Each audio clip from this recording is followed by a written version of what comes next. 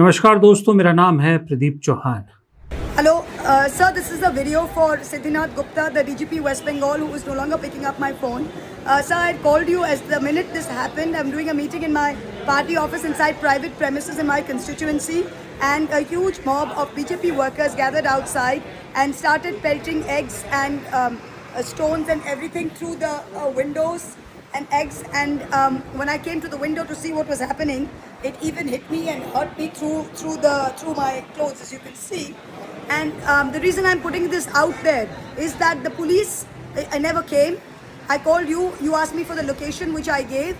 And after that, the police have come and the police have just stood and they are watching this.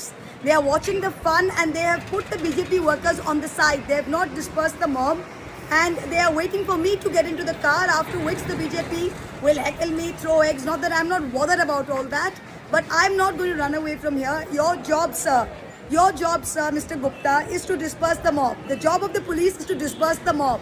It is not to make me fight and take you anywhere. It is for me, it is for you to disperse the mob, sir.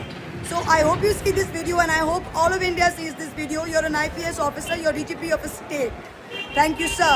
I hope in the next 10 minutes you will clear the mob. I hope so. Thank you. Mahua Moitra TMC की वरिष्ठ सांसद, भारतीय संसद में one of the most vocal voices, सरकार पे तीखे प्रहार करने वाली आवाज और सबसे बड़ी बात, गद्दारी ना करने वाली आवाज। अगर महुआ मोइत्रा को, एक सांसद को, अपनी सुरक्षा के लिए डीजीपी के नाम वीडियो जारी करना पड़ रहा है, तो आप अंदाजा लगा सकते हैं कि पश्चिम बंगाल में इस वक्त क्या हो रहा है। महुआ मोइत्रा के दफ्तर के बाहर ये भीड़ इस बात का संकेत है कि बीजेपी राज में वहां पर गुंडा राज, जो शब्द बीजेपी इस्तेमाल दूसरों के लिए करती है, दरअसल गुंडा राज इस वक्त पश्चिम बंगाल में खुलेआम चल रहा है। छोटे नेताओं पर पत्थरबाजी, अंडे मारना, ये सब घटनाएं रोज हम सुन रहे हैं, लेकिन अगर एक सांसद अपने संसदीय क्षेत्र में जाके मीटिंग करता है, उसे भी इस तरह का खतरा हो, उस पर भी जो है इतना कुछ भीड़ इकट्ठी हो जाए, तब तो स्थिति पश्चिम बंगाल में ठीक नहीं है। अगर महुआ मोइत्रा ये वीडियो बना रही है, महुआ मोइत्रा को इतनी भीड़ दिख रही है, क्या वहां पर मौजूद पुलिस को ये भीड़ नहीं दिख रही? क्या पुलिस को नहीं आशंका है कि जिस तरह से टीएमसी के नेताओं को निशाना बनाया जा रहा है, महुआ मोइत्रा या दूसरे नेता भी निशाना बनेंगे? क्यों इन लोगों को खुली छूट दी जा रही? क्यों इन्हें रोकने का पहले से प्रावधान नहीं किया जा रहा? ये अपने आप में एक बहुत बड़ा सवाल है। लेकिन उससे भी बड़ा सवाल ये है कि क्या ये ट्रेंड सिर्फ यहीं खत्म हो जाएगा, या बीजेपी को लगता है कि पश्चिम बंगाल हो या पूरा देश हो, वो लिखवा के ले आए हैं कहीं से कि जब तक है उन्हीं का राज है, अब किसी और का राज नहीं आएगा। राहुल गांधी एक बार नहीं, दसियों बार ये चीज कह चुके हैं अधिकारियों को भी और राजनीतिक पार्टी को, बीजेपी को भी, कि आप जो ये गलत कर रहे हैं इसको रोक लीजिए, क्योंकि जब हमारा नंबर आएगा तो हम चुन चुन कर हिसाब लेंगे। जिस टीएमसी के वर्कर को 2,40,00,000 वोट टीएमसी को मिला है, उस टीएमसी के वोटर को जिस तरह से डराया जा रहा है, और डर के जो अभी बैठा है, सपोर्टर बैठा है, वो डर अभी तो काम करेगा, लेकिन एक ना एक दिन वो डर भी बाहर आएगा। और जिस दिन सत्ता पलट गई और गलती से टीएमसी वापस सत्ता में आ गई, तो फिर वो बीजेपी के लोगों के साथ ऐसा नहीं करेगी, इस चीज की गारंटी कौन लेगा? मुझे ऐसा लगता है कि अगर किसी राज्य में कांग्रेस की सरकार आती है, वहीं पर एक सिस्टम आपको दिखता है जहां आज भी राजनीति और पर्सनल ईगोज को दूर रखा जाता है।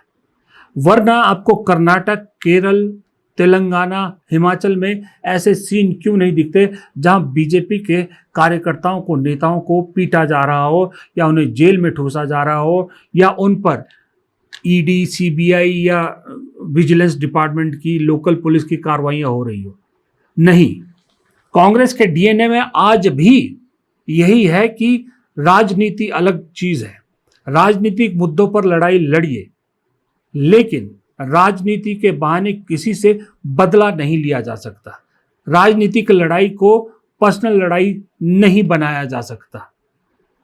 किसी को हराना है तो चुनाव में हराइए, लेकिन उसको डराइए मत और उसको इस तरह से इंटीमेट मत कीजिए। क्योंकि स्प्रिंग देखा है आपने, स्प्रिंग कभी, स्प्रिंग को जितना जोर से आप दीवार की तरफ दबाओगे और उतना ही जोर से जब स्प्रिंग छूटता है ना, तो उससे डबल जोर से आपको धक्का ऐसा देता है कि आप उम्मीद से कहीं ज़्यादा पीछे गिर जाते हो या उम्मीद से कहीं ज़्यादा आपके चोट लगती है। ये वही चीज़ है। बीजेपी का पहला शासन है पश्चिम बंगाल में, उसके बावजूद ये सब जो हो रहा है ये ठीक नहीं हो रहा है। यहाँ तक कि कांग्रेस अपने जो अधीर रंजन चौधरी है, जो ममता बनर्जी के एकदम खिलाफ है, वो तक इस मामले को लेकर 2-3 बार कह चुके हैं कि ये ठीक नहीं हो रहा है। इस तरह से आप नेताओं को, चुने हुए सांसदों को डराया जा रहा है, खुलेआम गुंडागर्दी हो रही है और पुलिस मूक दर्शक बनी हुई है, सरकार मूक दर्शक बनी हुई है।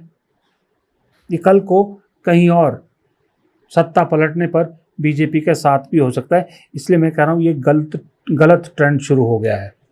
दूसरी तरफ अब चुनाव जहाँ है उसका नाम है उत्तर प्रदेश। उत्तर प्रदेश में आपने देखा है कि इस देश में वहाँ से भी एक नया ट्रेंड शुरू हुआ, अपना वो क्या कहते हैं, बुलडोज़र न्याय। इस देश में हम बचपन से पढ़ते थे कि न्याय सबसे ऊपर, अदालतें तय करती हैं कि कौन मुजरिम है, कौन मुलजिम है। सज़ा देने का हक भी अदालत को है।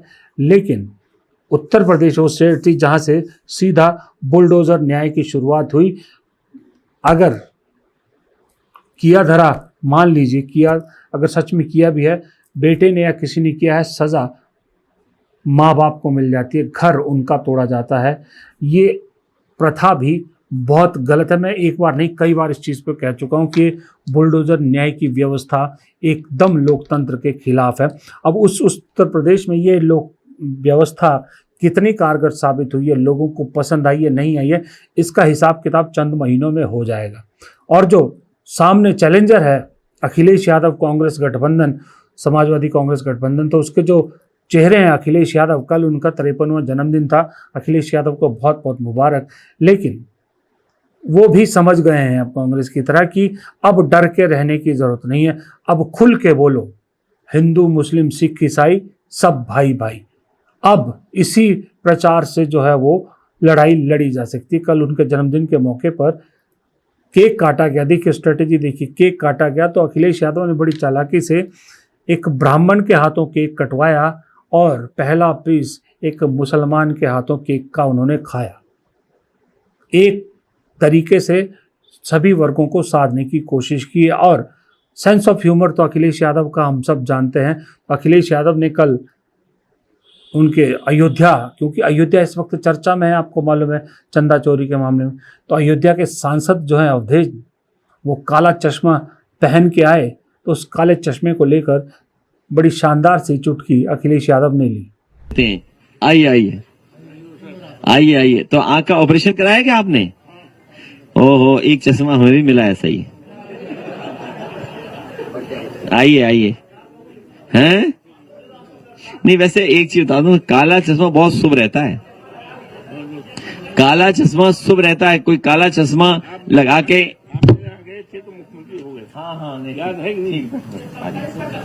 हैं, हाँ वही है चश्मा 27 के लिए।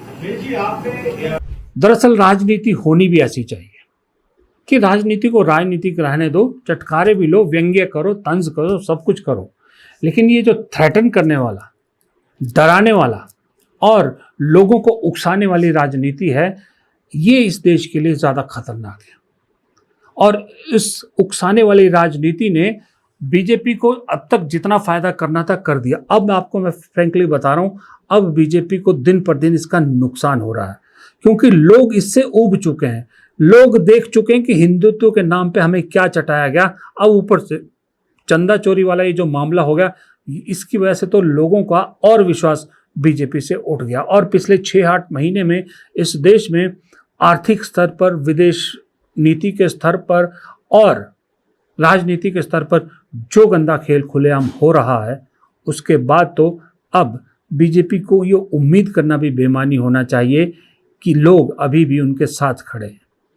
इसीलिए कुछ लोग शक जता रहे हैं कि बीजेपी ये बात समझ चुकी है कि लोग अब उनके साथ नहीं हैं, इसलिए ये हथकंडे अपनाए जा रहे हैं कि किसी तरह से पूरी चुनाव प्रक्रिया को ऐसा बना दिया जाए जैसे अक्सर जो आप हास्य कवि कहते सुनते हैं कि वोट कहीं भी दबाओ, जीतेंगे हम ही। फिलहाल इस वीडियो में इतना ही, इजाज़त दीजिए, नमस्कार।